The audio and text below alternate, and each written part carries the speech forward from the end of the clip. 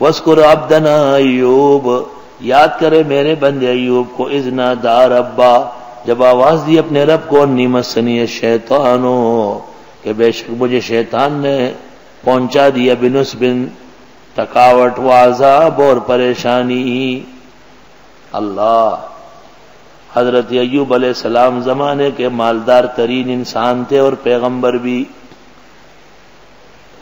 اور بہت عبادت کرتے تھے، حق تعالی ملائک کے سامنے فخر فرماتے تھے۔ ابلیس نے کہا اگر یہ مال اور اولاد چھین لی جائے، صحت چھین لی جائے، پھر دیکھتے کیسے عبادت کرے۔ امتحان آیا، سارے گاؤں ختم، ساری زمینیں ختم، ساری مویشیاں مر گئی۔ لوگ حضرت ایوب علیہ السلام کو بستی سے نکال لیتے تھے کہ تمہاری وجہ سے ہم پر تکلیف آ جائے گی۔ توبہ توبہ، حضرت پورے صبر و استقامت سے تھے۔ کہتے ایک دن سحری کے وقت اٹھے، معمول کے مطابق اللہ اللہ، زبان کام نہیں کر رہی تو رو پڑے، رب انی مسنی الشیطان بنصب وعذاب، سورۃ انبیاء میں، رب انی مسنی الضر وانت ارحم الراحمین، خدایا بہت پریشان ہوا ہوں، آپ معاف فرمائیں۔ ہائے ہائے، کہتے ہیں ایک شخص تھا، ایوب نام تھا، بہت بیمار تھا، تو ایک دن مکان کی چھت پہ رات کو چڑھ گئے جب سب لوگ سو گئے، اور چیخ چیخ کے اللہ کے سامنے رو پڑا کہ اے اللہ یہ کیا کیا مصیبتیں بھیج رہے، میں کوئی ایوب صابر تھوڑا ہی ہوں، میں تو ایوب جولا ہوں، یہ آپ نے مجھے کیا سمجھا ہے؟ تو کہا اگلے دن ٹھیک ہو گئے، بالکل اللہ نے ساری تکلیفیں معاف فرمائی۔ اور کس برجل کا، اللہ نے فرمایا پاؤں ہلائے، حضرت نے پاؤں مارا، ھذا مغتسل بارد، بہترین نہانے کا ٹھنڈا پانی، و شراب، اور پینے کا، حضرت نے اس میں نہایا، صحت بحال ہو گئی۔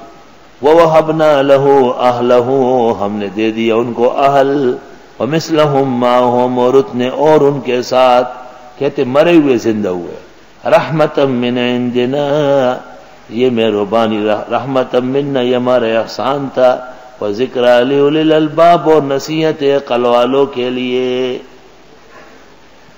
وَخُذْ بِيَدِكَ ضِغْثًا، لیجیے اپنے ہاتھ میں تنکے، فَاضْرِب بِهِ، ماریے اس سے، وَلَا تَحْنَثْ، اور قسم نہ توڑے، اِنَّا وَجَدْنَاهُ صَابِرًا، ہم نے پایا ان کو ثابت قدم، نعم العبد، بڑے پیارے بندے تھے، انہ اواب، بے شک وہ خوب ہماری طرف مائل تھے۔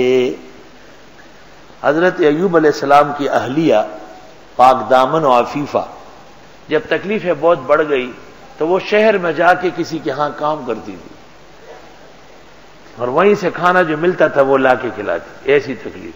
توبہ،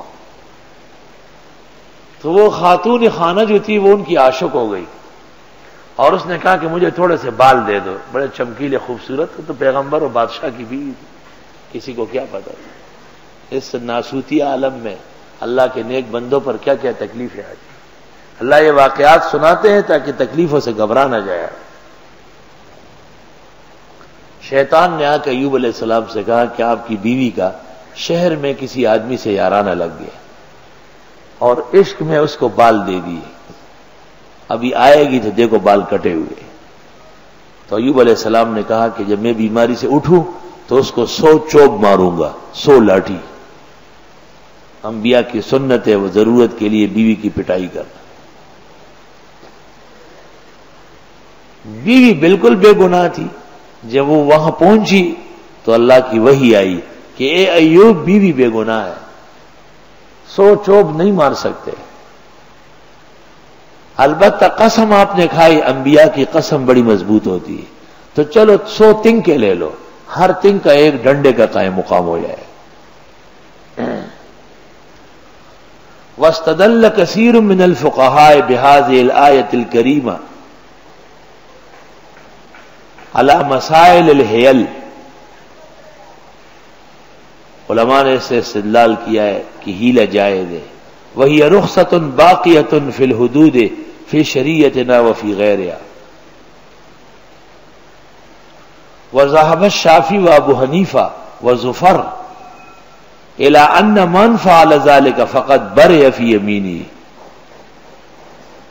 الصحیح بقاء الحکم ابن کثیر جلد 4 صفحہ 40، روح المعانی پارہ 23 صفحہ 209-8.